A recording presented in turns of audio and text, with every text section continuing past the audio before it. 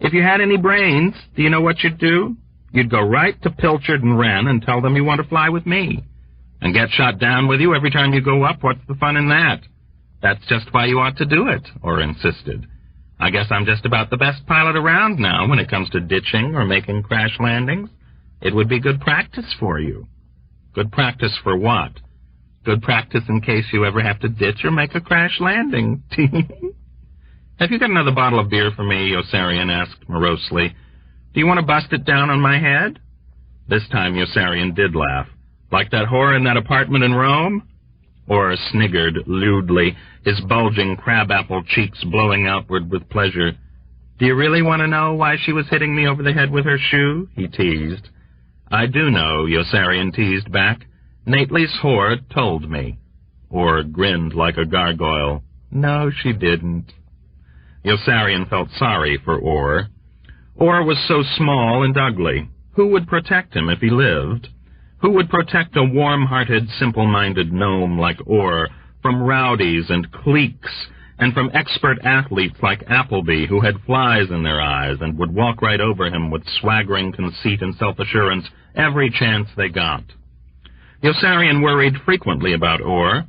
Who would shield him against animosity and deceit, against people with ambition and the embittered snobbery of the big shot's wife, against the squalid, corrupting indignities of the profit motive and the friendly neighborhood butcher with inferior meat? Orr was a happy and unsuspecting simpleton with a thick mass of wavy, polychromatic hair parted down the center. He would be mere child's play for them.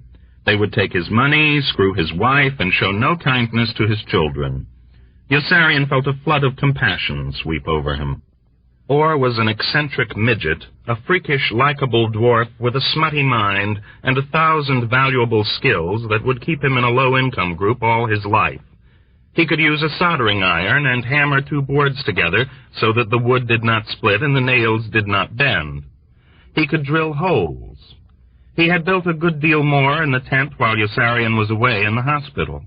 He had filed or chiseled a perfect channel in the cement so that the slender gasoline line was flush with the floor as it ran to the stove from the tank he had built outside on an elevated platform.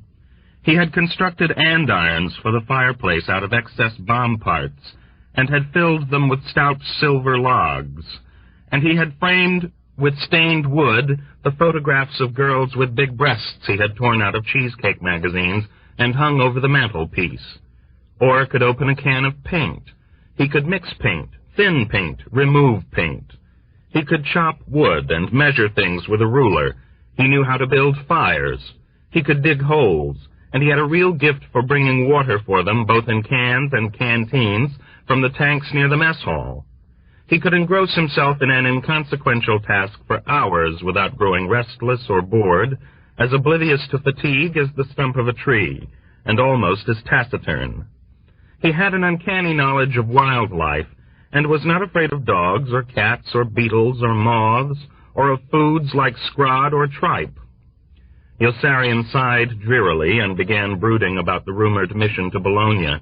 The valve Orr was dismantling was about the size of a thumb, and contained 37 separate parts, excluding the casing, many of them so minute that Orr was required to pinch them tightly between the tips of his fingernails as he placed them carefully on the floor in orderly, catalogued rows, never quickening his movements or slowing them down, never tiring, never pausing in his relentless, methodical, monotonous procedure, unless it was to leer at Yossarian with maniacal mischief. Yossarian tried not to watch him. He counted the parts and thought he would go clear out of his mind. He turned away, shutting his eyes, but that was even worse, for now he had only the sounds, the tiny, maddening, indefatigable, distant clicks and rustles of hands and weightless parts. Orr was breathing rhythmically with a noise that was stertorous and repulsive. Yossarian clenched his fists and looked at the long, bone-handled hunting knife hanging in a holster over the cot of the dead man in the tent. As soon as he thought of stabbing Orr, his tension eased. The idea of murdering Orr was so ridiculous that he began to consider it seriously with queer whimsy and fascination. He searched the nape of Orr's neck for the probable site of the medulla oblongata. Just the daintiest stick there would kill him and solve so many serious, agonizing problems for them both. "Does it hurt?" Orr asked at precisely that moment, as though by protective instinct. Yossarian eyed him closely. "Does what hurt?" "Your leg," said Orr with a strange, mysterious laugh. "You still limp a little." "It's just a habit, I guess," said Yossarian, breathing again with relief. "I'll probably get over it soon." Orr rolled over sideways to the floor and came up on one knee, facing toward Yossarian. "Do you remember," he drawled reflectively with an air of labored recollection, "that girl who was hitting me on the head that day in Rome?" He chuckled at Yossarian's involuntary exclamation of tricked annoyance. "I'll make a deal with you about that girl. I'll tell you why that girl was hitting me on the head with her shoe that day, if you answer one question." "What's the question?" "Did you ever screw Nately's girl?" Yossarian laughed with surprise. "Me? No. Now tell me why that girl hit you with her shoe." "That wasn't the question," Orr informed him with victorious delight. "That was just conversation. She acts like you screwed her." "Well, I didn't." "How does she act?" "She acts like she don't like you." "She doesn't like anyone." "She likes Captain Black," Orr reminded. "That's because he treats her like dirt. Anyone can get a girl that way." "She wears a slave bracelet on her leg with his name on it. He makes her wear it to needle Nately. She even gives him some of the money she gets from Nately. Listen, what do you want from me? Did you ever screw my girl?" "Your girl? Who the hell is your girl?" "The one who hit me over the head with her shoe." "I've been with her a couple of times," Yossarian admitted. "Since when is she your girl? What are you getting at?" "She don't like you either." "What the hell do I care if she likes me or not? She likes me as much as she likes you." "Did she ever hit you over the head with her shoe?"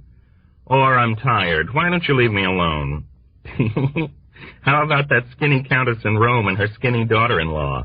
Orr persisted impishly with increasing zest. "Did you ever screw them?" "Oh, how I wish I could," sighed Yossarian honestly, imagining at the mere question the prurient, used, decaying feel in his petting hands of their teeny, pulpy buttocks and breasts. "They don't like you either," commented Orr. "They like Arthie, and they like Nately, but they don't like you. Women just don't seem to like you. I think they think you're a bad influence." "Women are crazy," Yossarian answered, and waited grimly for what he knew was coming next. "How about that other girl of yours?" Orr asked with a pretense of pensive curiosity. "The fat one, the bald one.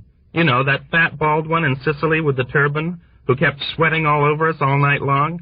Is she crazy too?" "Didn't she like me either?" "How could you do it to a girl with no hair?" "How was I supposed to know she had no hair?" "I knew it," Orr bragged. "I knew it all the time." "You knew she was bald?" Yossarian exclaimed in wonder. "No, I knew this valve wouldn't work if I left a part out," Orr answered, glowing with cranberry-red elation because he had just duped Yossarian again. "Will you please hand me that small composition gasket that rolled over there? It's right near your foot." "No, it isn't." "Right here," said Orr, and took hold of something invisible with the tips of his fingernails and held it up for Yossarian to see. "Now I'll have to start all over again." "I'll kill you if you do. I'll murder you right on the spot." "Why don't you ever fly with me?" Orr asked suddenly, and looked straight into Yossarian's face for the first time. "There, that's the question I want you to answer. Why don't you ever fly with me?" Yossarian turned away with intense shame and embarrassment. "I told you why. They've got me flying lead bombardier most of the time." "That's not why," Orr said, shaking his head. "You went to Pilchard and Wren after the first Avignon mission and told them you didn't ever want to fly with me. That's why, isn't it?" Yossarian felt his skin turn hot. "No, I didn't," he lied. "Yes, you did," Orr insisted equably. "You asked them not to assign you to any plane piloted by me, Dobbs, or Huppel, because you didn't have confidence in us at the controls. And Pilchard and Wren said they couldn't make an exception of you because it wouldn't be fair to the men who did have to fly with us." "So," said Yossarian, "it didn't make any difference then, did it?" "But they've never made you fly with me." Orr, working on both knees again, was addressing Yossarian without bitterness or reproach, but with injured humility, which was infinitely more painful to observe, although he was still grinning and snickering as though the situation were comic. "You really ought to fly with me, you know. I'm a pretty good pilot, and I'd take care of you." I may get knocked down a lot, but that's not my fault, and nobody's ever been hurt in my plane. Yes, sir? If you had any brains, you know what you'd do? You'd go right to Pilchard and Wren and tell them you want to fly all your missions with me." Yossarian leaned forward and peered closely into Orr's inscrutable mask of contradictory emotions. "Are you trying to tell me something?" Orr responded. "I'm trying to tell you why that big girl with the shoe was hitting me on the head that day. But you just won't let me. Tell me. Will you fly with me?" Yossarian laughed and shook his head. "You'll only get knocked down into the water again." Orr did get knocked down into the water again when the rumored mission to Bologna was flown, and he landed his single-engine plane with a smashing jar on the choppy, wind-swept waves, tossing and falling below the warlike black thunderclouds mobilizing overhead. He was late getting out of the plane, and ended up alone in a raft that began drifting away from the men in the other raft, and was out of sight by the time the air-sea rescue launch came plowing up through the wind and splattering raindrops to take them aboard. Night was already falling by the time they were returned to the squadron. There was no word of Orr. "Don't worry," reassured Kid Sampson, still wrapped in the heavy blankets and raincoat in which he had been swaddled on the boat by his rescuers. "He's probably been picked up already if he didn't drown in that storm. It didn't last long. I bet he'll show up any minute." Yossarian walked back to his tent to wait for Orr to show up any minute, and lit a fire to make things warm for him. The stove worked perfectly, with a strong, robust blaze that could be raised or lowered by turning the tap Orr had finally finished repairing. A light rain was falling, drumming softly on the tent, the trees, the ground.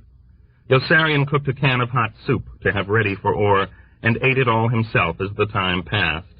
He hard-boiled some eggs for Orr, and ate those too. Then he ate a whole tin of cheddar cheese from a package of K-rations. Each time he caught himself worrying, he made himself remember that Orr could do everything, and broke into silent laughter at the picture of Orr in the raft, as Sergeant Knight had described him, bent forward with a busy, preoccupied smile over the map and compass in his lap, stuffing one soaking wet chocolate bar after another into his grinning, tittering mouth as he paddled away dutifully through the lightning, thunder, and rain with the bright blue, useless toy oar, the fishing line with dried bait trailing out behind him. Yossarian really had no doubt about Orr's ability to survive. If fish could be caught with that silly fishing line, Orr would catch them. And if it was codfish he was after, then Orr would catch a codfish, even though no codfish had ever been caught in those waters before. Yossarian put another can of soup up to cook and ate that too when it was hot. Every time a car door slammed, he broke into a hopeful smile and turned expectantly toward the entrance, listening for footsteps. He knew that any moment Orr would come walking into the tent with big, glistening, rain-soaked eyes, cheeks and buck teeth, looking ludicrously like a jolly New England oysterman in a yellow oilskin rain hat and slicker numerous sizes too large for him, and holding up proudly for Yossarian's amusement a great dead codfish he had caught. But he didn't. Chapter 29. Peckham. There was no word about Orr the next day, and Sergeant Whitcomb, with commendable dispatch and considerable hope, dropped a reminder in his tickler file to send a form letter over Colonel Cathcart's signature to Orr's next of kin, when 9 more days had elapsed. There was word from General Peckham's headquarters, though, and Yossarian was drawn to the crowd of officers and enlisted men in shorts and bathing trunks, buzzing in grumpy confusion around the bulletin board just outside the orderly room. "What's so different about this Sunday, I want to know?" Hungry Joe was demanding vociferously of Chief White Half-Oat. "Why won't we have a parade this Sunday when we don't have a parade every Sunday, huh?" Yossarian worked his way through to the front and let out a long, agonized groan when he read the terse announcement there. "Due to circumstances beyond my control, there will be no big parade this Sunday afternoon. Colonel Scheisskopf." Dobbs was right. They were indeed sending everyone overseas, even Lieutenant Scheisskopf, who had resisted the move with all the vigor and wisdom at his command, and who reported for duty at General Peckham's office in a mood of grave discontent. General Peckham welcomed Colonel Scheisskopf with effusive charm, and said he was delighted to have him. An additional colonel on his staff meant that he could now begin agitating for 2 additional majors, 4 additional captains, 16 additional lieutenants, and untold quantities of additional enlisted men, typewriters, desks, filing cabinets, automobiles, and other substantial equipment and supplies that would contribute to the prestige of his position and increase his striking power in the war he had declared against General Dreedel.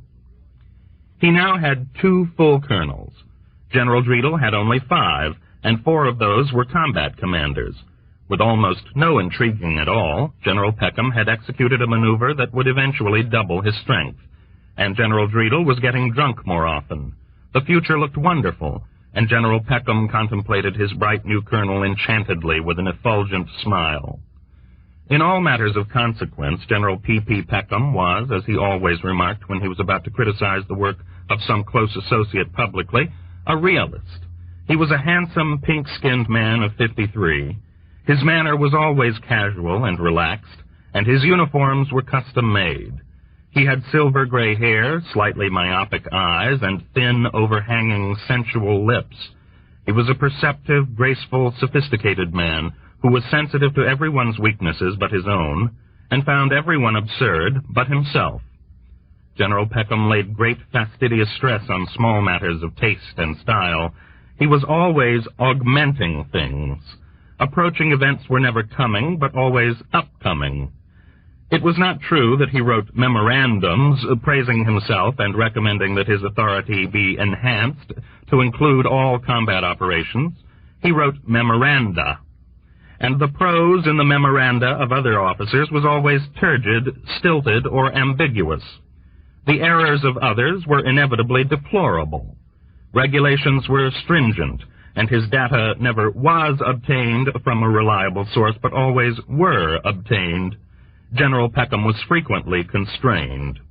Things were often incumbent upon him, and he frequently acted with greatest reluctance.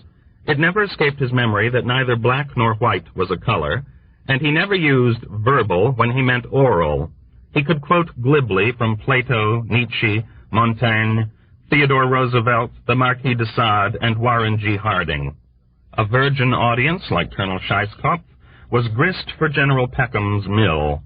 A stimulating opportunity to throw open his whole dazzling erudite treasure house of puns, wisecracks, slanders, homilies, anecdotes, proverbs, epigrams, apothegms, bon mots, and other pungent sayings. He beamed urbanely as he began orienting Colonel Scheisskopf to his new surroundings. "My only fault," he observed with practiced good humor, watching for the effect of his words, "is that I have no faults."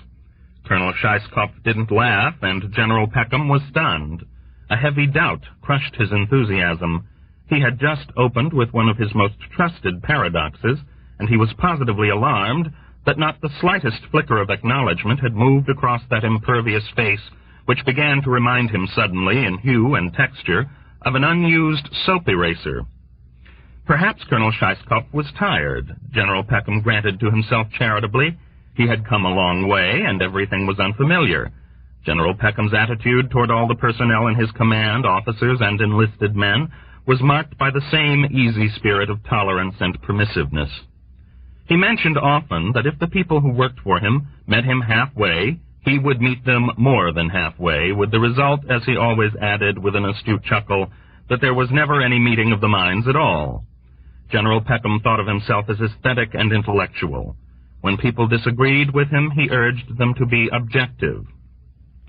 And it was indeed an objective Peckham who gazed at Colonel Scheisskopf encouragingly and resumed his indoctrination with an attitude of magnanimous forgiveness. "You've come to us just in time, Scheisskopf. The summer offensive has petered out, thanks to the incompetent leadership with which we supply our troops, and I have a crying need for a tough, experienced, competent officer like you to help produce the memoranda upon which we rely so heavily to let people know how good we are and how much work we're turning out. I hope you are a prolific writer." "I don't know anything about writing," Colonel Scheisskopf retorted sullenly. "Well, don't let that trouble you," General Peckham continued with a careless flick of his wrist. "Just pass the work I assign you along to somebody else and trust to luck. We call that delegation of responsibility. Somewhere down near the lowest level of this coordinated organization I run are people who do get the work done when it reaches them, and everything manages to run along smoothly without too much effort on my part. I suppose that's because I am a good executive. Nothing we do in this large department of ours is really very important, and there's never any rush. On the other hand, it is important that we let people know we do a great deal of it. Let me know if you find yourself short-handed. I've already put in a requisition for 2 majors, 4 captains, and 16 lieutenants to give you a hand. While none of the work we do is very important, it is important that we do a great deal of it, don't you agree? What about the parades? Colonel Scheisskopf broke in. What parades? Inquired General Peckham, with a feeling that his polish just wasn't getting across. Won't I be able to conduct parades every Sunday afternoon? Colonel Scheisskopf demanded petulantly. No, of course not. Whatever gave you that idea? But they said I could. Who said you could? The officers who sent me overseas. They told me I'd be able to march the men around in parades all I wanted to. They lied to you. That wasn't fair, sir. I'm sorry, Scheisskopf. I'm willing to do everything I can to make you happy here, but parades are out of the question. We don't have enough men in our own organization to make up much of a parade, and the combat units would rise up in open rebellion if we tried to make them march. I'm afraid you'll just have to hold back a while until we can get control. Then you can do what you want with the men.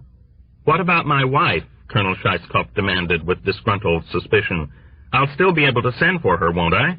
Your wife? Why in the world should you want to? A husband and wife should be together. That's out of the question also. But they said I could send for her. They lied to you again. They had no right to lie to me, Colonel Scheisskopf protested, his eyes wetting with indignation. Of course they had a right, General Peckham snapped with cold and calculated severity, resolving right then and there to test the mettle of his new colonel under fire. Don't be such an ass, Scheisskopf. People have a right to do anything that's not forbidden by law, and there's no law against lying to you. Now don't ever waste my time with such sentimental platitudes again, do you hear? Yes, sir, murmured Colonel Scheisskopf. Colonel Scheisskopf wilted pathetically, and General Peckham blessed the fates that had sent him a weakling for a subordinate. A man of spunk would have been unthinkable. Having won, General Peckham relented. He did not enjoy humiliating his men. If your wife were a whack, I could probably have her transferred here, but that's the most I can do. She has a friend who's a whack, Colonel Scheisskopf offered hopefully. I'm afraid that isn't good enough. Have Mrs. Scheisskopf join the whacks if she wants to, and I'll bring her over here. But in the meantime, my dear Colonel, let's get back to our little war, if we may. Here briefly is the situation that confronts us. General Peckham rose and moved toward a rotary rack of enormous colored maps. Colonel Scheisskopf blanched. We're not going into combat, are we? He blurted out in horror. Oh, no, of course not, General Peckham assured him indulgently with a companionable laugh. Please give me some credit, won't you? That's why we're still down here in Rome. Certainly, I'd like to be up in Florence, too, where I could keep in closer touch with ex-PFC Wintergreen. But Florence is still a bit too near the actual fighting to suit me. General Peckham lifted a wooden pointer and swept the rubber tip cheerfully across Italy from one coast to the other. These, Scheisskopf, are the Germans. They're dug into these mountains very solidly in the Gothic line and won't be pushed out till late next spring, although that isn't going to stop those clods we have in charge from trying. That gives us in special services almost 9 months to achieve our objective, and that objective is to capture every bomber group in the U.S. Air Force. After all, said General Peckham with his low, well-modulated chuckle, if dropping bombs on the enemy isn't a special service, I wonder what in the world is. Don't you agree? Colonel Scheisskopf gave no indication that he did agree, but General Peckham was already too entranced with his own loquacity to notice. Our position right now is excellent. Reinforcements like yourself keep arriving, and we have more than enough time to plan our entire strategy carefully. Our immediate goal, he said, is right here. And General Peckham swung his pointer south to the island of Pianosa and tapped it significantly upon a large word that had been lettered on there with black grease pencil. The word was Dreidel. Colonel Scheisskopf, squinting, moved very close to the map, and for the first time since he entered the room, A light of comprehension shed a dim glow over his stolid face. "I think I understand," he exclaimed.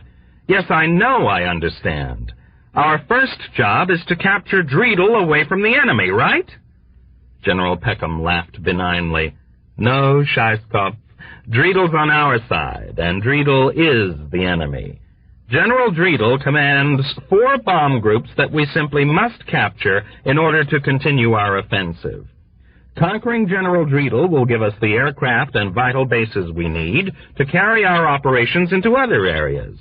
And that battle, by the way, is just about won." General Peckham drifted toward the window, laughing quietly again, and settled back against the sill with his arms folded, greatly satisfied by his own wit and by his knowledgeable blasé impudence.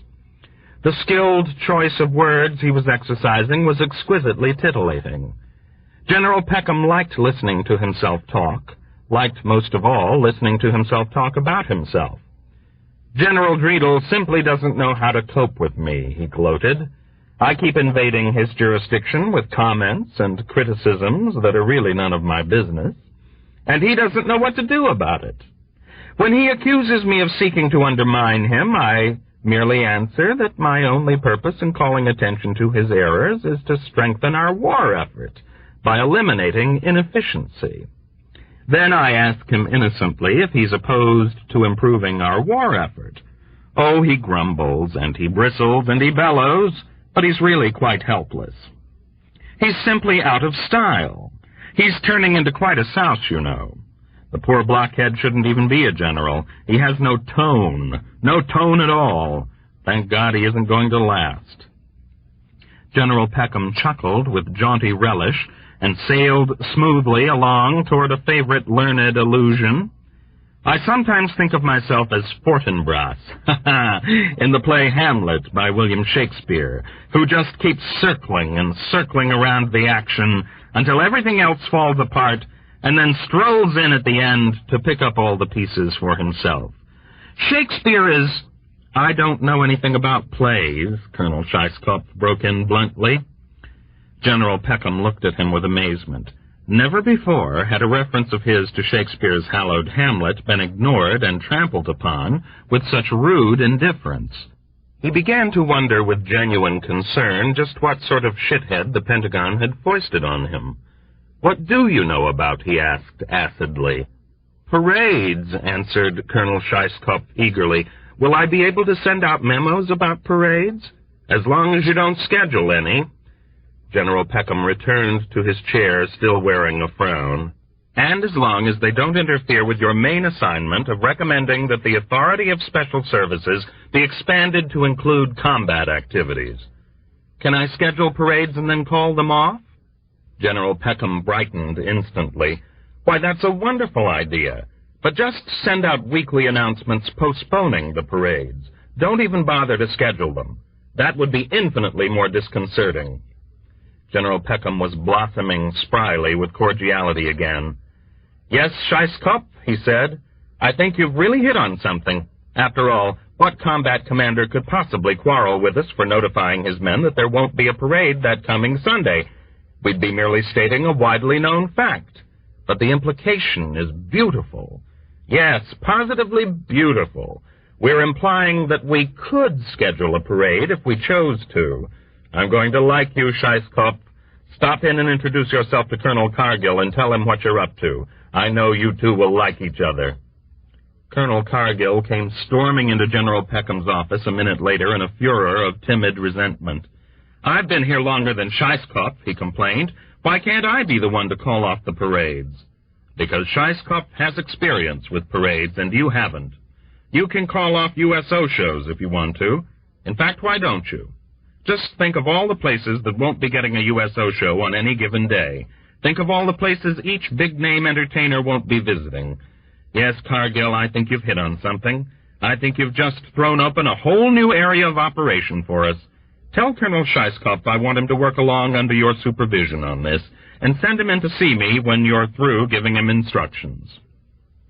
"Colonel Cargill says you told him you want me to work along under his supervision on the USO project," Colonel Scheisskopf complained. I told him no such thing, answered General Peckham. Confidentially, Scheisskopf, I'm not too happy with Colonel Cargill. He's bossy, and he's slow. I'd like you to keep a close eye on what he's doing and see if you can't get a little more work out of him. He keeps butting in, Colonel Cargill protested. He won't let me get any work done. There's something very funny about Scheisskopf, General Peckham agreed reflectively. Keep a very close eye on him and see if you can't find out what he's up to. Now he's butting into my business, Colonel Scheisskopf cried. Don't let it worry you, Scheisskopf, said General Peckham, congratulating himself on how adeptly he had fit Colonel Scheisskopf into his standard method of operation. Already his two colonels were barely on speaking terms. Colonel Cargill envies you because of the splendid job you're doing on parades. He's afraid I'm going to put you in charge of bomb patterns. Colonel Scheisskopf was all ears. What are bomb patterns? Bomb patterns? General Peckham repeated, twinkling with self-satisfied good humor. A bomb pattern is a term I dreamed up just several weeks ago. It means nothing, but you'd be surprised at how rapidly it's caught on. Why, I've got all sorts of people convinced I think it's important for the bombs to explode close together and make a neat aerial photograph. There's one colonel in Pianosa who's hardly concerned anymore whether he hits the target or not. Let's fly over and have some fun with him today. It will make Colonel Cargill jealous, and I learned from Wintergreen this morning that General Dreidel will be off in Sardinia. It drives General Dreidel insane to find out I've been inspecting one of his installations while he's been off inspecting another. We may even get there in time for the briefing. They'll be bombing a tiny, undefended village, reducing the whole community to rubble. I have it from Wintergreen. Wintergreen's an ex-sergeant now, by the way. That the mission is entirely unnecessary. Its only purpose is to delay German reinforcements at a time when we aren't even planning an offensive. But that's the way things go when you elevate mediocre people to positions of authority. He gestured languidly toward his gigantic map of Italy. Why, this tiny mountain village is so insignificant that it isn't even there. They arrived at Colonel Cathcart's group too late to attend the preliminary briefing and hear Major Danby insist, "But it is there, I tell you. It's there. It's there."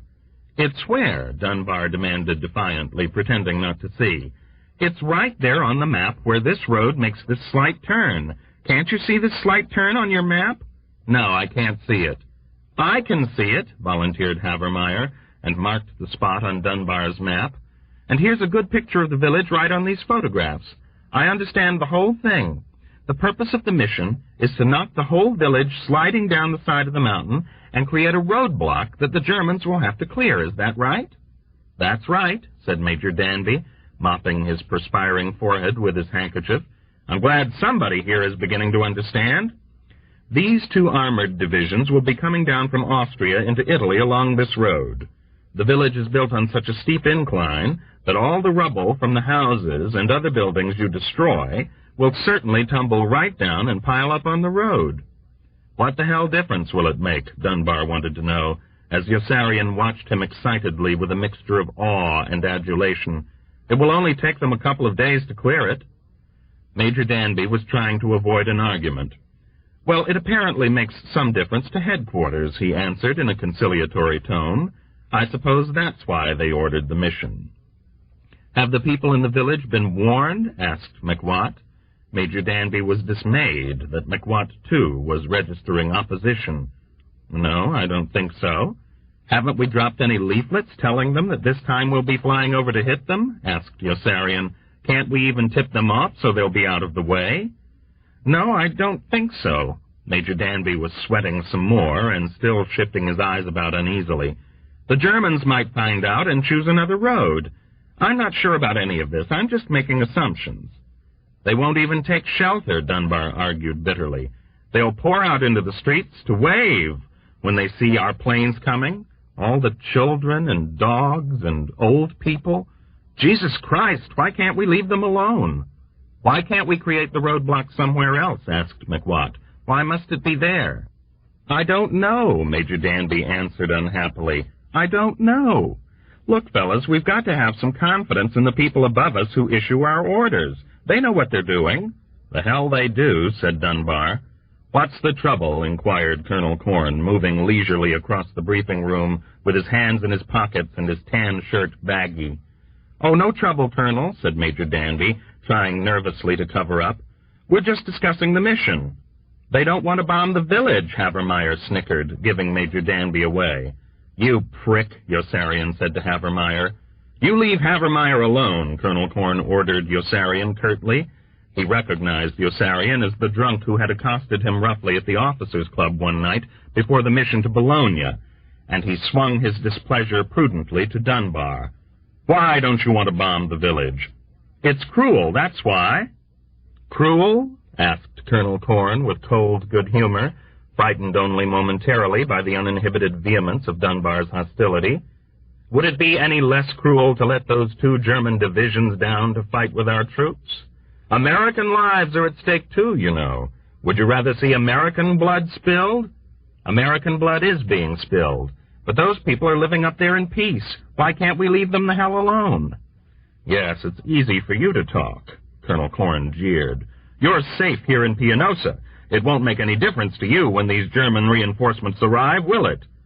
Dunbar turned crimson with embarrassment and replied in a voice that was suddenly defensive, "Why can't we create the roadblock somewhere else? Couldn't we bomb the slope of a mountain or the road itself?" "Would you rather go back to Bologna?" The question, asked quietly, rang out like a shot and created a silence in the room that was awkward and menacing. Yossarian prayed intensely with shame that Dunbar would keep his mouth shut. Dunbar dropped his gaze, and Colonel Corn knew he had won. "No, I thought not," he continued with undisguised scorn. "You know, Colonel Cathcart and I have to go to a lot of trouble to get you a milk run like this. If you'd sooner fly missions to Bologna, Spezia, and Ferrara, we can get those targets with no trouble at all." His eyes gleamed dangerously behind his rimless glasses, and his muddy jowls were square and hard. "Just let me know." "I would," responded Havermeyer eagerly with another boastful snicker. "I like to fly into Bologna straight and level with my head in the bomb site and listen to all that flak pumping away all around me. I get a big kick out of the way the men come charging over to me after the mission and call me dirty names. Even the enlisted men get sore enough to curse me and want to take socks at me." Colonel Corn chucked Havermeyer under the chin jovially, ignoring him, and then addressed himself to Dunbar and Yossarian in a dry monotone. "You've got my sacred word for it. Nobody is more distressed about those lousy wops up in the hills than Colonel Cathcart and myself. Mais c'est la guerre. Try to remember that we didn't start the war and Italy did, that we weren't the aggressors and Italy was, and that we couldn't possibly inflict as much cruelty on the Italians, Germans, Russians, and Chinese as they're already inflicting on themselves." Colonel Corn gave Major Danby's shoulder a friendly squeeze without changing his unfriendly expression. "Carry on with the briefing, Danby, and make sure they understand the importance of a tight bomb pattern." "Oh, no, Colonel," Major Danby blurted out, blinking upward. "Not for this target. I've told them to space their bombs 60 feet apart so that we'll have a roadblock the full length of the village instead of in just one spot. It will be a much more effective roadblock with a loose bomb pattern." "We don't care about the roadblock," Colonel Corn informed him. "Colonel Cathcart wants to come out of this mission with a good, clean aerial photograph he won't be ashamed to send through channels.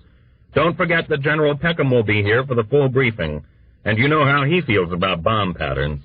Incidentally, Major, you'd better hurry up with these details and clear out before he gets here. General Peckham can't stand you."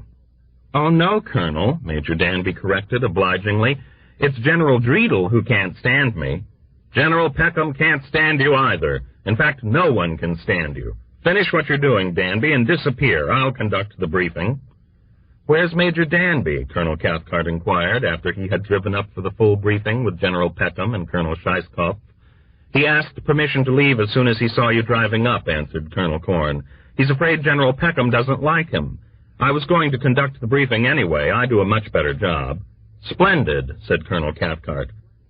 "No?" Colonel Cathcart countermanded himself an instant later when he remembered how good a job Colonel Corn had done before General Dreedel at the first Avignon briefing. "I'll do it myself." Colonel Cathcart braced himself with the knowledge that he was one of General Peckham's favorites, and took charge of the meeting, snapping his words out crisply to the attentive audience of subordinate officers with the bluff and dispassionate toughness he had picked up from General Dreedel. He knew he cut a fine figure there on the platform with his open shirt collar, his cigarette holder, and his close-cropped, gray-tipped, curly black hair. He breezed along beautifully, even emulating certain characteristic mispronunciations of General Dreedel's, and he was not the least bit intimidated by General Peckham's new colonel, until he suddenly recalled that General Peckham detested General Dreedel. Then his voice cracked, and all confidence left him. He stumbled ahead through instinct in burning humiliation. He was suddenly in terror of Colonel Scheisskopf. Another colonel in the area meant another rival, another enemy, another person who hated him. And this one was tough. A horrifying thought occurred to Colonel Cathcart. Suppose Colonel Scheisskopf had already bribed all the men in the room to begin moaning, as they had done at the first Avignon mission. How could he silence them? What a terrible black eye that would be. Colonel Cathcart was seized with such fright that he almost beckoned to Colonel Corn. Somehow he held himself together and synchronized the watches. When he had done that, he knew he had won, for he could end now at any time. He had come through in a crisis. He wanted to laugh in Colonel Scheisskopf's face with triumph and spite. He had proved himself brilliantly under pressure, and he concluded the briefing with an inspiring peroration that every instinct told him was a masterful exhibition of eloquent tact and subtlety. "Now, men," he exhorted, "we have with us today a very distinguished guest, General Peckham from Special Services, the man who gives us all our softball bats, comic books, and USO shows. I want to dedicate this mission to him. Go on out there and bomb for me, for your country, for God, and for that great American General P.P. Peckham. And let's see you put all those bombs on a dime." Chapter 30. Dunbar. Yossarian no longer gave a damn where his bombs fell, although he did not go as far as Dunbar, who dropped his bombs hundreds of yards past the village and would face a court-martial if it could ever be shown he had done it deliberately. Without a word even to Yossarian, Dunbar had washed his hands of the mission. The fall in the hospital had either shown him the light or scrambled his brains. It was impossible to say which. Dunbar seldom laughed any more and seemed to be wasting away. He snarled belligerently at superior officers, even at Major Danby, and was crude and surly and profane even in front of the chaplain, who was afraid of Dunbar now and seemed to be wasting away also. The chaplain's pilgrimage to Wintergreen had proved abortive. Another shrine was empty. Wintergreen was too busy to see the chaplain himself. A brash assistant brought the chaplain a stolen Zippo cigarette lighter as a gift, and informed him condescendingly that Wintergreen was too deeply involved with wartime activities to concern himself with matters so trivial as the number of missions men had to fly. The chaplain worried about Dunbar and brooded more over Yossarian now that Orr was gone.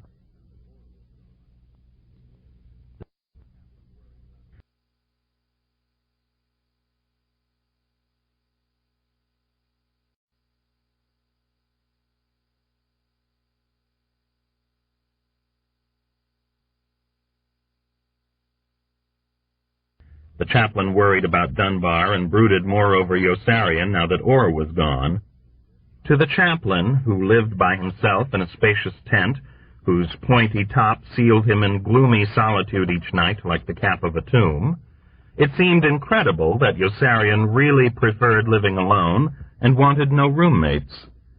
As a lead bombardier again, Yossarian had McWatt for a pilot, and that was one consolation, although he was still so utterly undefended. There was no way to fight back.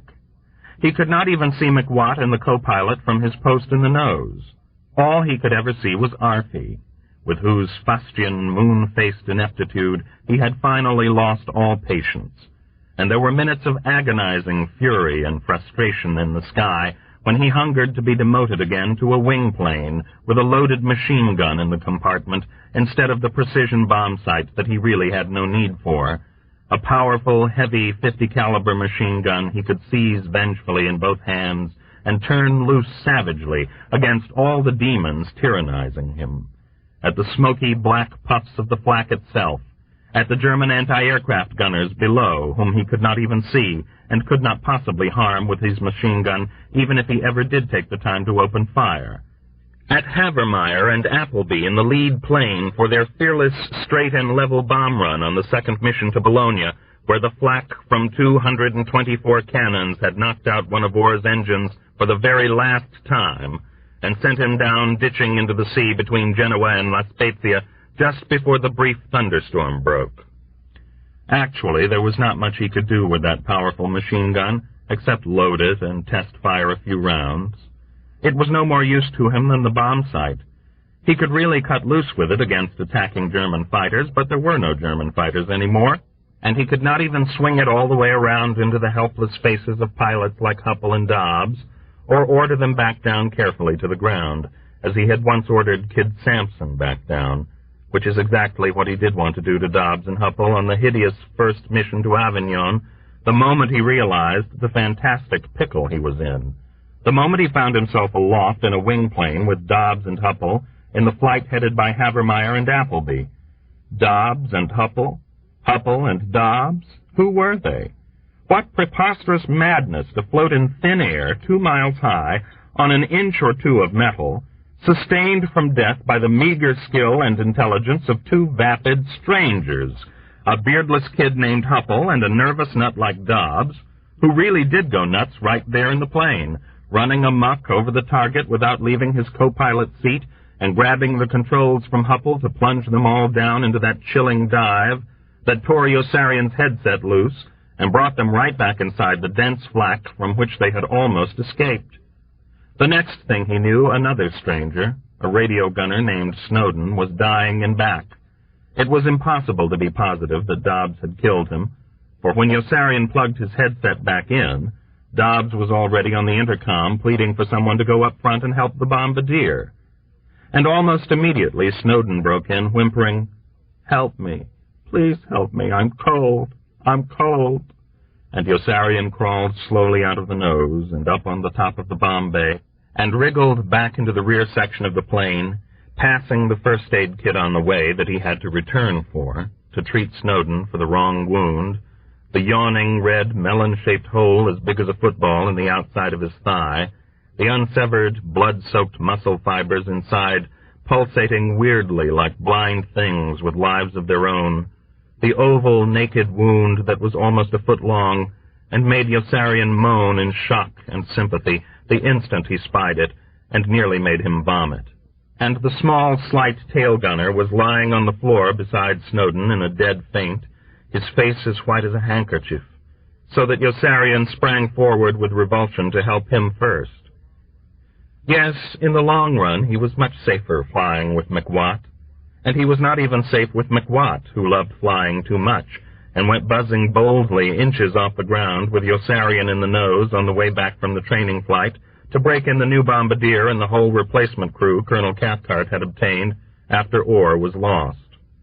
The practice bomb range was on the other side of Pianosa, and flying back, McWatt edged the belly of the lazing, slow-cruising plane just over the crest of mountains in the middle, and then, instead of maintaining altitude, jolted both engines open all the way, lurched up on one side, and, to Yossarian's astonishment, began following the falling land down as fast as the plane would go, wagging his wings gaily and skimming with a massive, grinding, hammering roar over each rocky rise and dip of the rolling terrain, like a dizzy gull over wild brown waves. Yossarian was petrified. The new bombardier beside him sat demurely with a bewitched grin, and kept whistling, "Whee!" And Yossarian wanted to reach out and crush his idiotic face with one hand as he flinched and flung himself away from the boulders and hillocks and lashing branches of trees that loomed up above him out in front, and rushed past just underneath in a sinking, streaking blur. No one had a right to take such frightful risks with his life. "Go up!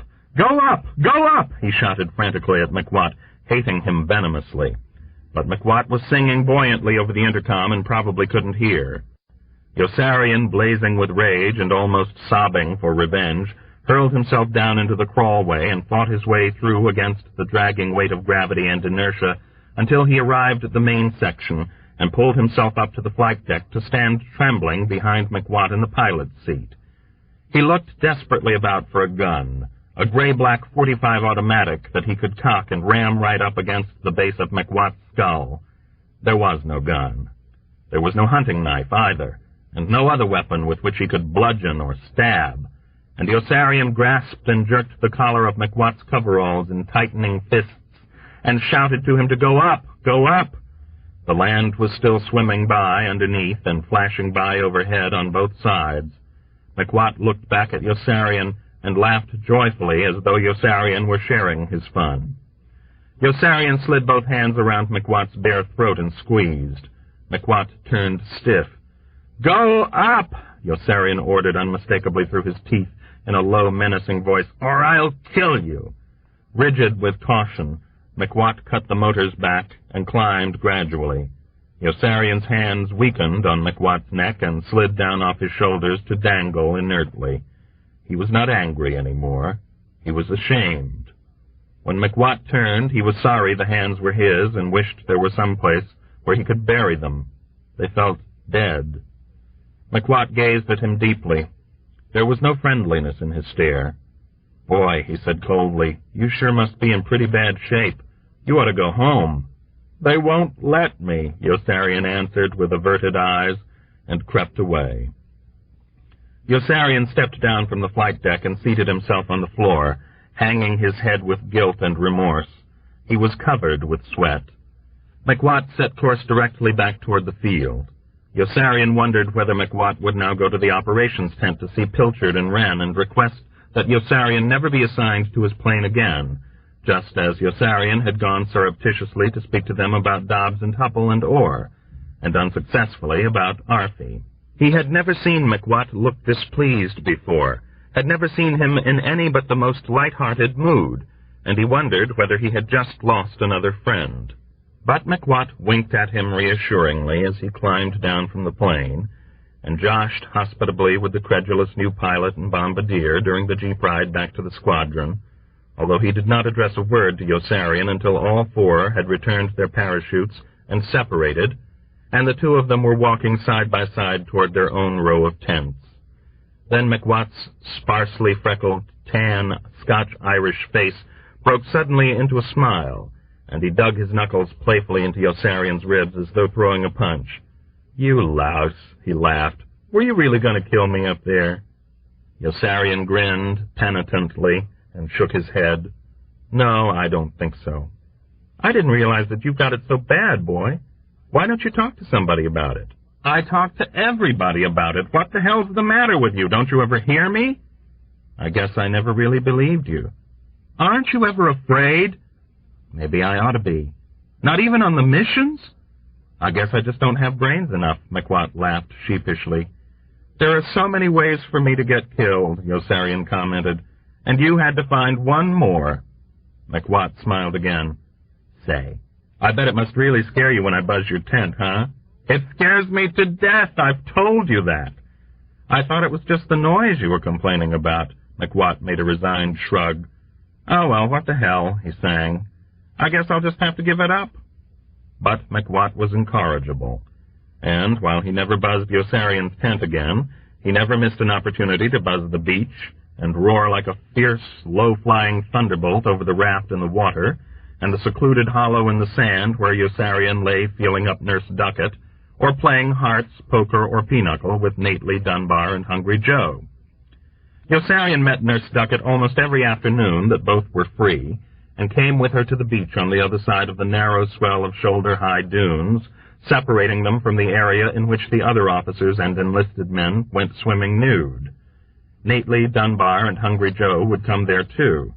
McWatt would occasionally join them, and often Arfie, who always arrived pudgily in full uniform, and never removed any of his clothing but his shoes and his hat. Arfie never went swimming. The other men wore swimming trunks in deference to Nurse Duckett, and in deference also to Nurse Kramer, who accompanied Nurse Duckett and Yossarian to the beach every time, and sat haughtily by herself 10 yards away. No one but Arfie ever made reference to the naked men sunbathing in full view farther down the beach, or jumping and diving from the enormous whitewashed raft that bobbed on empty oil drums out beyond the silt sandbar. Nurse Kramer sat by herself because she was angry with Yossarian and disappointed in Nurse Duckett. Nurse Sue Ann Duckett despised Arthie, and that was another one of the numerous fetching traits about Nurse Duckett that Yossarian enjoyed. He enjoyed Nurse Sue Ann Duckett's long white legs and supple callipagous ass. He often neglected to remember that she was quite slim and fragile from the waist up, and hurt her unintentionally in moments of passion when he hugged her too roughly. He loved her manner of sleepy acquiescence when they lay on the beach at dusk. He drew solace and sedation from her nearness. He had a craving to touch her always, to remain always in physical communication. He liked to encircle her ankle loosely with his fingers as he played cards with Nately, Dunbar, and Hungry Joe, to lightly and lovingly caress the downy skin of her fair, smooth thigh with the backs of his nails, or dreamily, sensuously, almost unconsciously slide his proprietary, respectful hand up the shell-like ridge of her spine, beneath the elastic strap of the top of the two-piece bathing suit she always wore to contain and cover her tiny, long-nippled breasts. He loved Nurse Duckett's serene, flattered response, the sense of attachment to him she displayed proudly. Hungry Joe had a craving to feel Nurse Duckett up, too, and was restrained more than once by Yossarian's forbidding glower. Nurse Duckett flirted with Hungry Joe just to keep him in heat, and her round, light brown eyes glimmered with mischief every time Yossarian rapped her sharply with his elbow or fist to make her stop. The men played cards on a towel, undershirt, or blanket, and Nurse Duckett mixed the extra deck of cards, sitting with her back resting against a sand dune. When she was not shuffling the extra deck of cards, she sat squinting into a tiny pocket mirror, brushing mascara on her curling reddish eyelashes in a bird-brained effort to make them longer permanently. Occasionally she was able to stack the cards or spoil the deck in a way they did not discover until they were well into the game, and she laughed and glowed with blissful gratification when they all hurled their cards down disgustedly and began punching her sharply on the arms or legs as they called her filthy names and warned her to stop fooling around. She would prattle nonsensically when they were striving hardest to think, and a pink flush of elation crept into her cheeks when they gave her more sharp raps on the arms and legs with their fists and told her to shut up. Nurse Duckett reveled in such attention and ducked her short chestnut bangs with joy when Yossarian and the others focused upon her. It gave her a peculiar feeling of warm and expectant well-being to know that so many naked boys and men were idling close by on the other side of the sand dunes. She had only to stretch her neck or rise on some pretext to see 20 or 40 undressed males lounging or playing ball in the sunlight. Her own body was such a familiar and unremarkable thing to her that she was puzzled by the convulsive ecstasy men could take from it, by the intense and amusing need they had merely to touch it, to reach out urgently and press it, squeeze it, pinch it, rub it. She did not understand Yossarian's lust, but she was willing to take his word for it.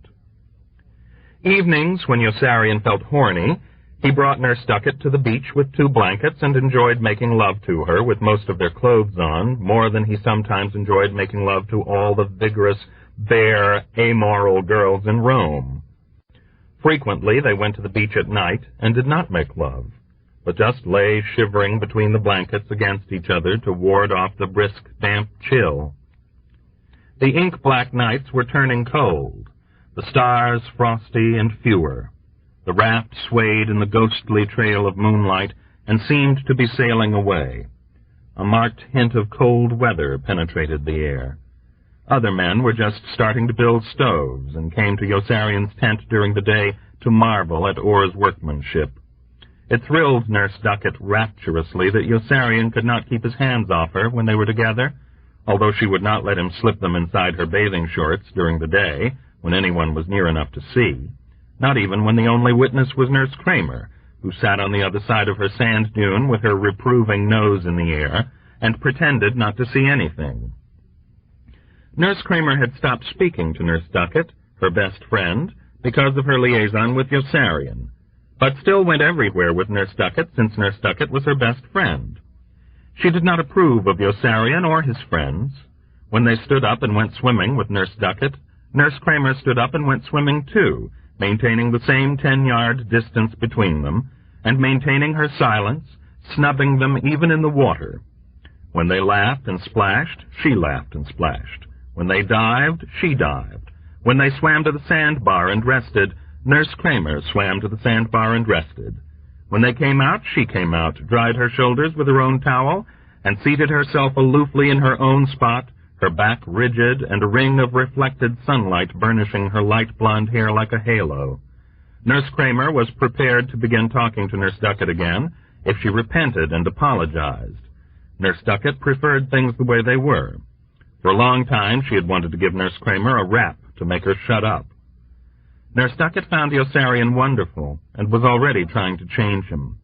She loved to watch him taking short naps with his face down and his arm thrown across her, or staring bleakly at the endless, tame, quiet waves, breaking like pet puppy dogs against the shore, scampering lightly up the sand a foot or two and then trotting away. She was calm in his silences. She knew she did not bore him, and she buffed or painted her fingernails studiously while he dozed, or brooded, and the desultory warm afternoon breeze vibrated delicately on the surface of the beach. She loved to look at his wide, long, sinewy back with its bronzed, unblemished skin. She loved to bring him to flame instantly by taking his whole ear in her mouth suddenly and running her hand down his front all the way. She loved to make him burn and suffer till dark, then satisfy him, then kiss him adoringly because she had brought him such bliss. Yossarian was never lonely with Nurse Duckett, who really did know how to keep her mouth shut and was just capricious enough. He was haunted and tormented by the vast, boundless ocean. He wondered mournfully as Nurse Duckett buffed her nails about all the people who had died under water. There were surely more than 1 million already. Where were they? What insects had eaten their flesh? He imagined the awful impotence of breathing in helplessly quarts and quarts of water. Yossarian followed the small fishing boats and military launches plying back and forth far out, and found them unreal. It did not seem true that there were full-sized men aboard, going somewhere every time. He looked toward Stony Elba, and his eyes automatically searched overhead for the fluffy, white, turnip-shaped cloud in which Clevenger had vanished. He peered at the vaporous Italian skyline and thought of Orr. Clevenger and Orr. Where had they gone? Yossarian had once stood on a jetty at dawn and watched a tufted round log that was drifting toward him on the tide turn unexpectedly into the bloated face of a drowned man. It was the first dead person he had ever seen. He thirsted for life and reached out ravenously to grasp and hold Nurse Duckett's flesh. He studied every floating object fearfully for some gruesome sign of Clevenger and Orr, prepared for any morbid shock, but the shock McWatt gave him one day with the plane that came blasting suddenly into sight out of the distant stillness and hurtled mercilessly along the shoreline with a great growling, clattering roar over the bobbing raft on which blond, pale Kid Sampson, his naked sides scrawny even from so far away, leaped clownishly up to touch it at the exact moment some arbitrary gust of wind or minor miscalculation of McWatt's senses dropped the speeding plane down just low enough for a propeller to slice him half away. Even people who were not there remembered vividly exactly what happened next.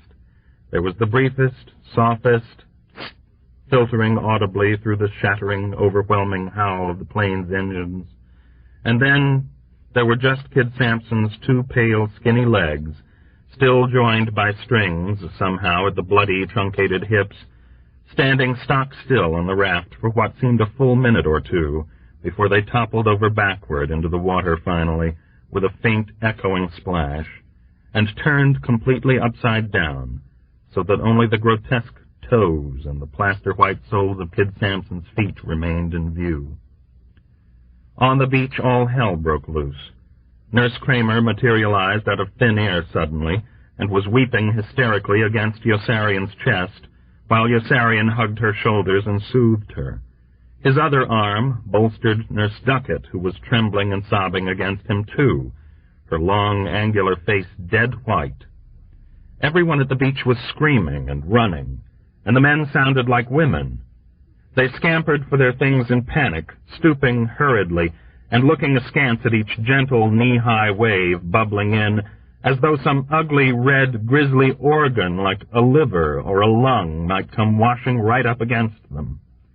Those in the water were struggling to get out, forgetting in their haste to swim, wailing, walking, held back in their flight by the viscous, clinging sea, as though by a biting wind. Kid Sampson had reigned all over. Those who spied drops of him on their limbs or torsos drew back with terror and revulsion, as though trying to shrink away from their own odious skins. Everybody ran in a sluggish stampede, shooting tortured, horrified glances back, filling the deep, shadowy, rustling woods with their frail gasps and cries. Yossarian drove both stumbling, faltering women before him frantically, shoving them and prodding them to make them hurry, and raced back with a curse to help when Hungry Joe tripped on the blanket or the camera case he was carrying and fell forward on his face in the mud of the stream. Back at the squadron, everyone already knew. Men in uniform were screaming and running there too, or standing motionless in one spot, rooted in awe, like Sergeant Knight and Dr. Nika, as they gravely craned their heads upward and watched the guilty, banking, forlorn airplane with McWatt circle and circle slowly and climb. "Who is it?" Yossarian shouted anxiously at Dr. Nika as he ran up, breathless and limp, his somber eyes burning with a misty, hectic anguish. "Who's in the plane?" "McWatt," said Sergeant Knight. "He's got the 2 new pilots with him on a training flight. Dr. Nika's up there, too."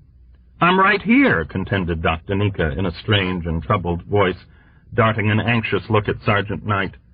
"Why doesn't he come down?" Yossarian exclaimed in despair. "Why does he keep going up?"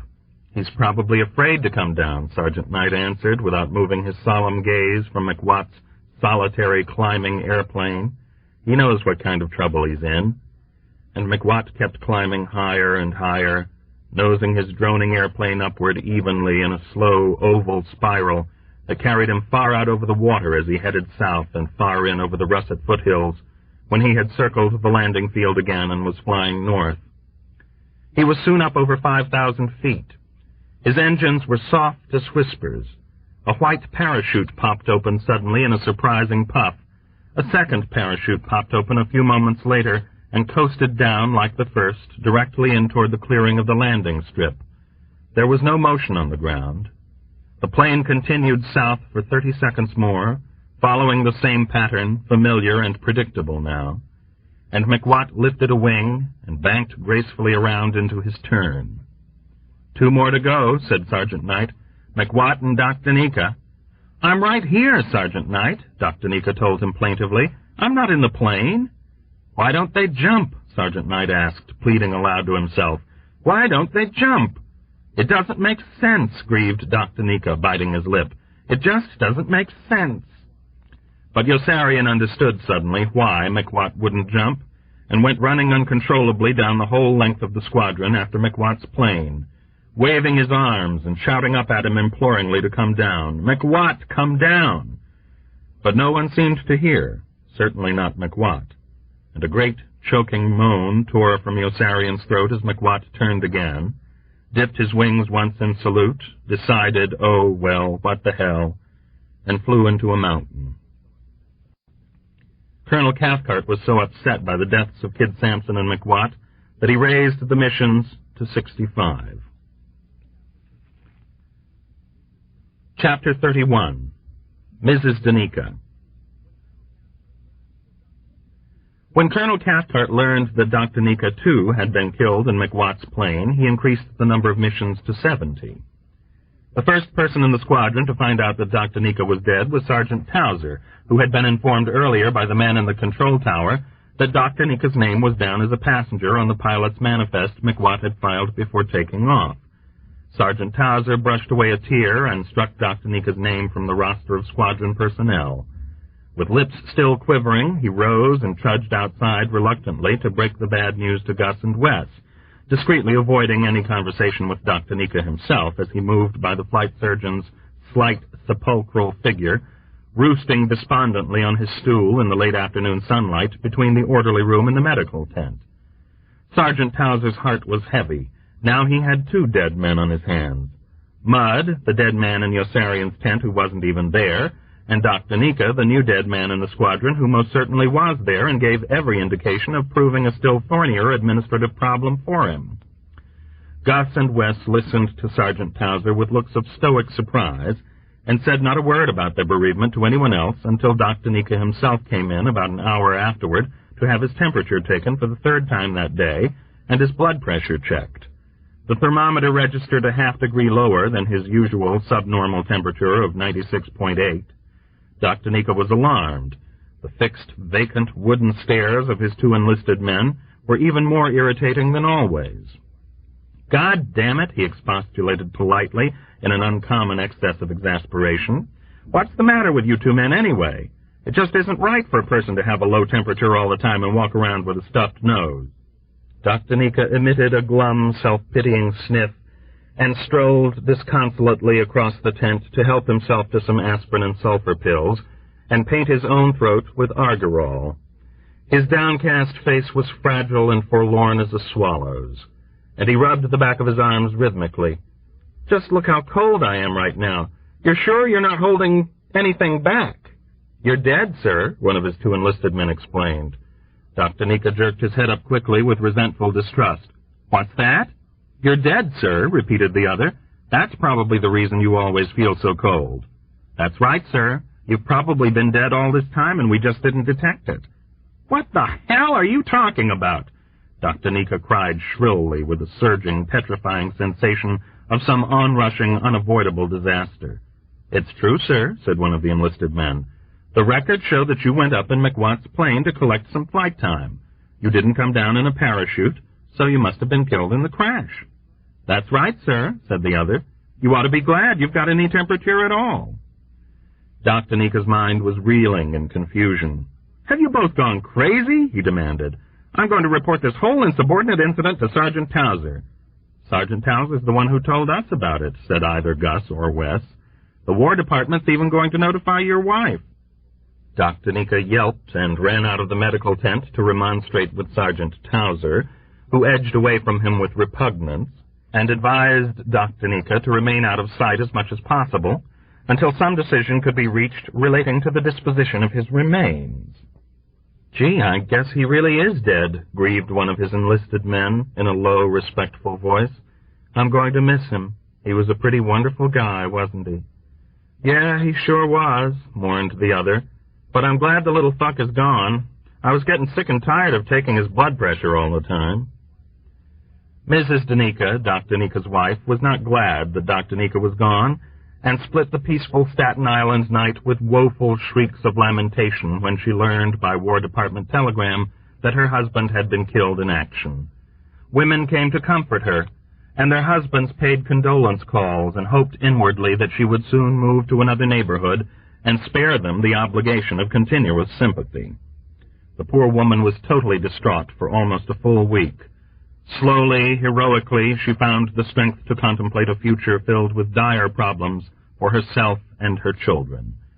Just as she was growing resigned to her loss, the postman rang with a bolt from the blue, a letter from overseas that was signed with her husband's signature, and urged her frantically to disregard any bad news concerning him. Mrs. Danica was dumbfounded. The date on the letter was illegible. The handwriting throughout was shaky and hurried, but the style resembled her husband's, and the melancholy, self-pitying tone was familiar, although more dreary than usual. Mrs. Danica was overjoyed and wept irrepressibly with relief and kissed the crinkled, grubby tissue of female stationery 1,000 times. She dashed a grateful note off to her husband, pressing him for details, and sent a wire informing the War Department of its error. The War Department replied touchily that there had been no error, and that she was undoubtedly the victim of some sadistic and psychotic forger in her husband's squadron. The letter to her husband was returned unopened, stamped "Killed in Action." Mrs. Danica had been widowed cruelly again, but this time her grief was mitigated somewhat by a notification from Washington that she was the sole beneficiary of her husband's $10,000 GI insurance policy, which amount was obtainable by her on demand. The realization that she and the children were not faced immediately with starvation brought a brave smile to her face and marked the turning point in her distress. The Veterans Administration informed her by mail the very next day that she would be entitled to pension benefits for the rest of her natural life because of her husband's demise, and to a burial allowance for him of $250. A government check for $250 was enclosed. Gradually, inexorably, her prospects brightened. A letter arrived that same week from the Social Security Administration stating that under the provisions of the Old Age and Survivors Insurance Act of 1935, she would receive monthly support for herself and her dependent children until they reached the age of 18, and a burial allowance of $250. With these government letters as proof of death, she applied for payment on 3 life insurance policies Dr. Danica had carried, with a value of $50,000 each. Her claim was honored and processed swiftly. Each day brought new, unexpected treasures. A key to a safe deposit box led to a 4th life insurance policy with a face value of $50,000, and to $18,000 in cash, on which income tax had never been paid, and need never be paid. A fraternal lodge to which he had belonged gave her a cemetery plot. A second fraternal organization of which he had been a member sent her a burial allowance of $250. His county medical association gave her a burial allowance of $250. The husbands of her closest friends began to flirt with her. Mrs. Danica was simply delighted with the way things were turning out and had her hair dyed. Her fantastic wealth just kept piling up, and she had to remind herself daily that all the hundreds of thousands of dollars she was acquiring were not worth a single penny without her husband to share this good fortune with her. It astonished her that so many separate organizations were willing to do so much to bury Dr. Danica, who, back in Pianosa, was having a terrible time trying to keep his head above the ground, and wondered with dismal apprehension why his wife did not answer the letter he had written. He found himself ostracized in the squadron by men who cursed his memory foully for having supplied Colonel Cathcart with provocation to raise the number of combat missions. Records attesting to his death were pullulating like insect eggs and verifying each other beyond all contention. He drew no pay or PX rations and depended for life on the charity of Sergeant Towser and Milo, who both knew he was dead. Colonel Cathcart refused to see him, and Colonel Corn sent word through Major Danby that he would have Dr. Danica cremated on the spot if he ever showed up at Group headquarters.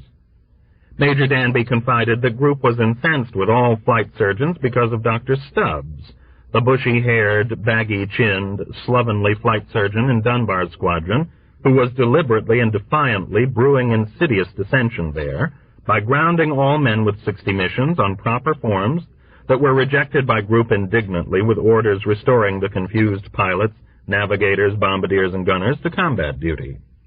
Morale there was ebbing rapidly, and Dunbar was under surveillance. Group was glad Dr. Danica had been killed and did not intend to ask for a replacement. Not even the chaplain could bring Dr. Danica back to life under the circumstances. Alarm changed to resignation, and more Dr. Danica acquired the look of an ailing rodent.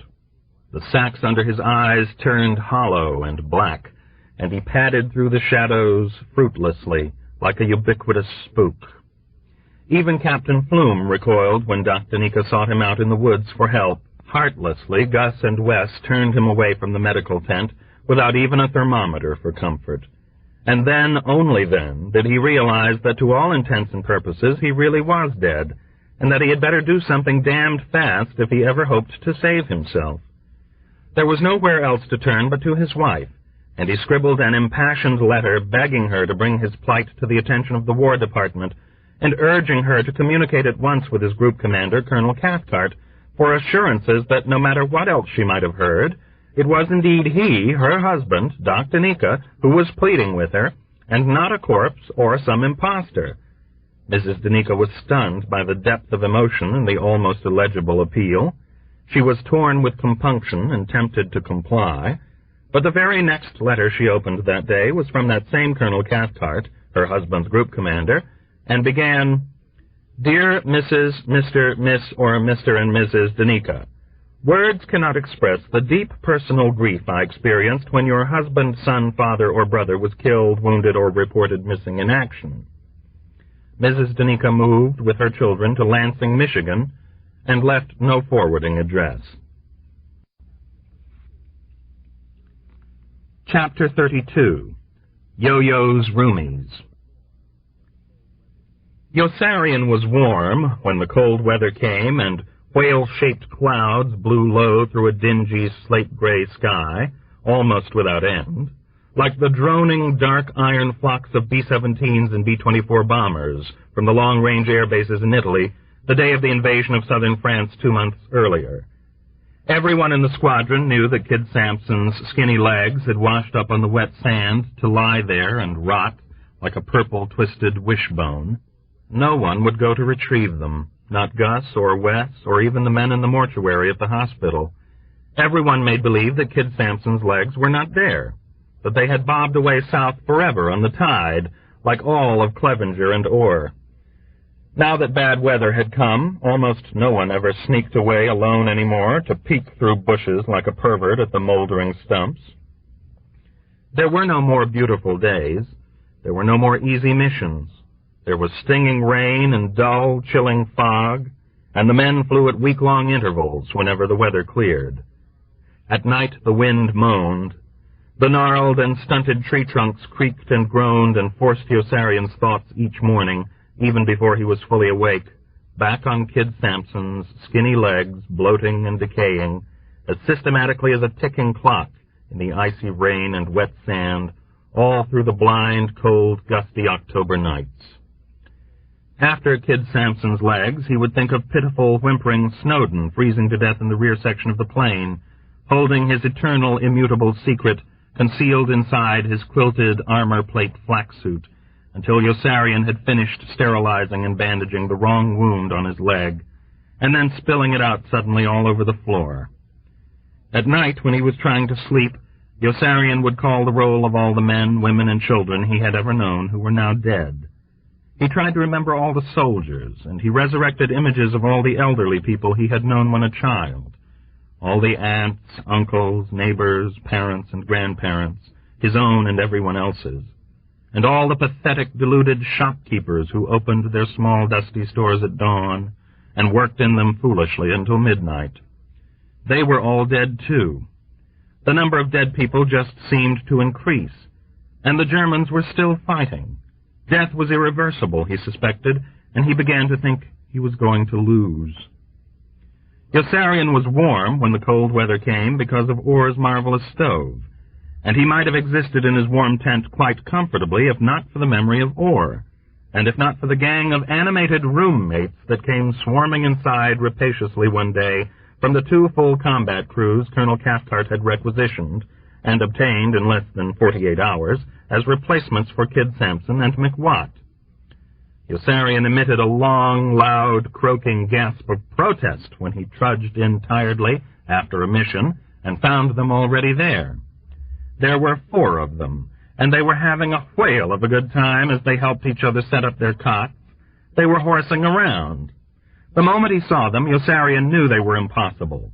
They were frisky, eager, and exuberant, and they had all been friends in the States. They were plainly unthinkable. They were noisy, overconfident, empty-headed kids of 21. They had gone to college and were engaged to pretty, clean girls whose pictures were already standing on the rough cement mantelpiece of Orr's fireplace. They had ridden in speedboats and played tennis. They had been horseback riding. One had once been to bed with an older woman. They knew the same people in different parts of the country and had gone to school with each other's cousins. They had listened to the World Series and really cared who won football games.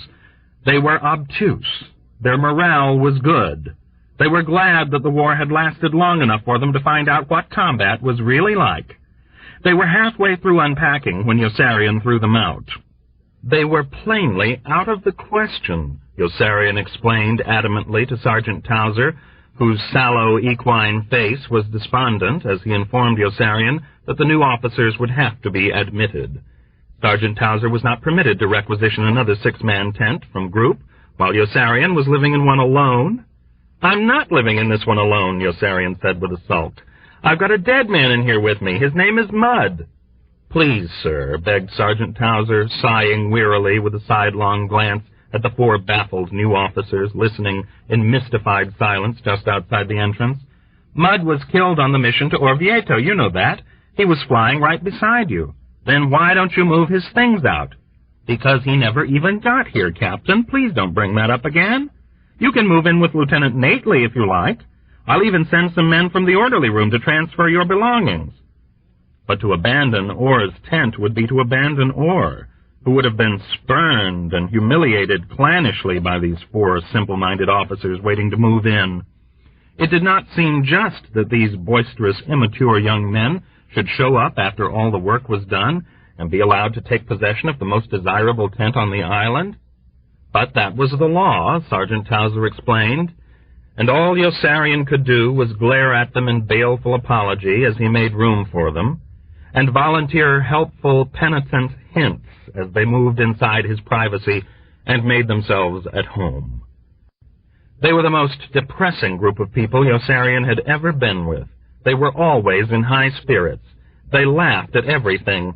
They called him Yo-Yo, jocularly, and came in tipsy late at night and woke him up with their clumsy, bumping, giggling efforts to be quiet, then bombarded him with asinine shouts of hilarious good-fellowship when he sat up cursing to complain.